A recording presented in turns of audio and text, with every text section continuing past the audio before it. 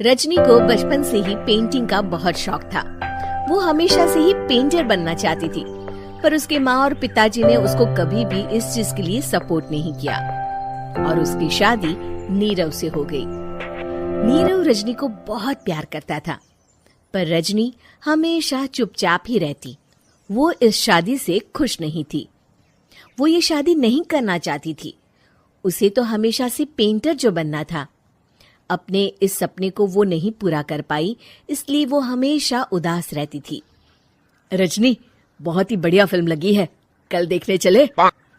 नहीं जी, कल मुझे बहुत काम है, मैं नहीं जा पाऊंगी। अच्छा तो कोई बात नहीं, संडे को चलते हैं। देखिए, मुझे फिल्म देखना पसंद नहीं है। आपको जाना है तो चले जाइए।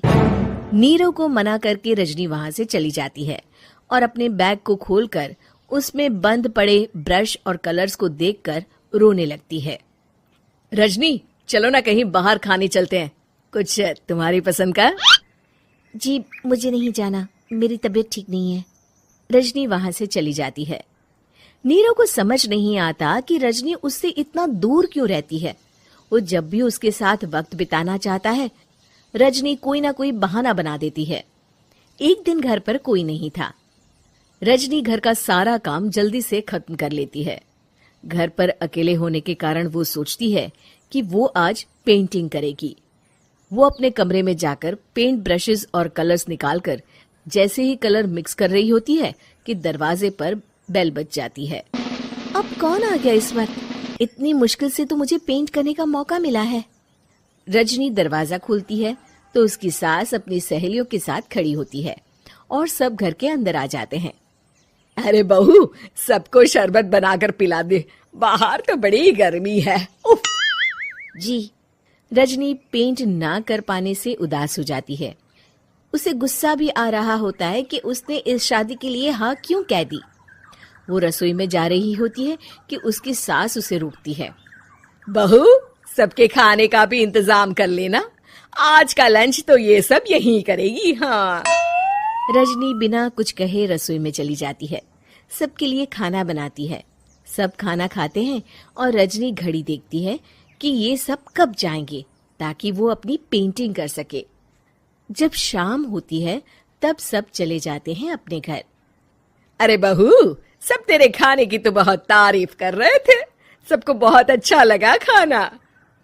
आपको मुझे सुबह बताना चाहिए था ना कि आपकी सहेलियां आ रही है। पता भी है कितना वक्त लगा सारा खाना बनाने में। अरे बहू, तू ऐसे कैसे बात कर रही है मुझसे? तो और कैसे बात करूं? मैं इस घर की कोई नौकरानी नहीं हूं कि इतना काम करूंगी। रजनी अपने कमरे में जाकर दरवाजा बंद कर लेती है। शाम को जब नीरव आता है तो उसकी माँ उसे पूरी घटना के बारे में बताती है। क्या रजनी ने आपसे इस तरह बात की माँ? हाँ, और पता नहीं उसे क्या हो गया है, शाम से बाहर भी नहीं आई है।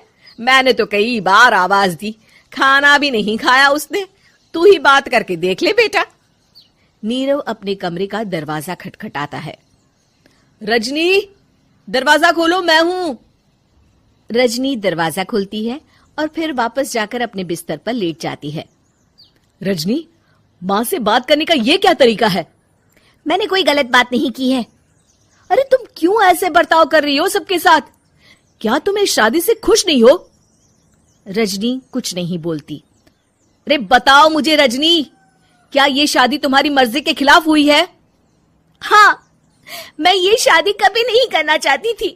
तुमसे क्या, मैं किसी से भी शादी नहीं करना चाहती थी। रजनी रोने लगती है।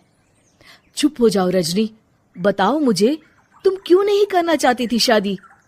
रजनी बेड के नीचे से अपने पेंटिंग्स, कलर्स, ब्रश, पेपर्स निकालती है। इतने में उसकी सास भी कमरे में आ जाती है। ये देख रहे हो, ये थे मेरे सपने। मैं पेंटर बनना चाहती थी, पर माँ पापा ने कभी सपोर्ट नहीं किया और मेरी शादी करवा दी। मेरे सारे सपने टूट गए। हर वक्त बस गुस्सा आता रहता है मुझे। मैं जानती हूँ कि आप लोगों की इसमें कोई गलती नहीं है, पर मैं क्या करूं, मुझे समझ में नहीं आता।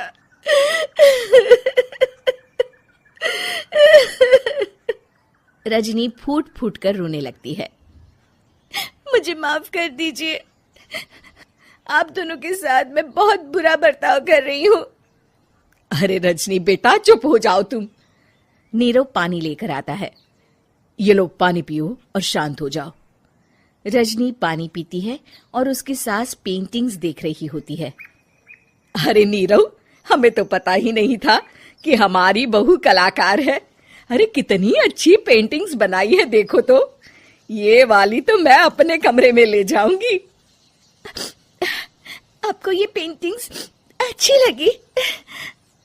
अच्छी नहीं, बहुत अच्छी लगी। और तुमने हमें बताया क्यों नहीं? तुम जब चाहे पेंटिंग कर सकती हो रजनी। हम तुम्हारे सपनों को पूरा करने में तुम्हारा पूरा साथ देंगे। हाँ बेटा, हम कला की कद्र करते हैं। हम कलाकार तो नहीं, पर मुझे गर्व है कि मेरी बहू एक कलाकार है।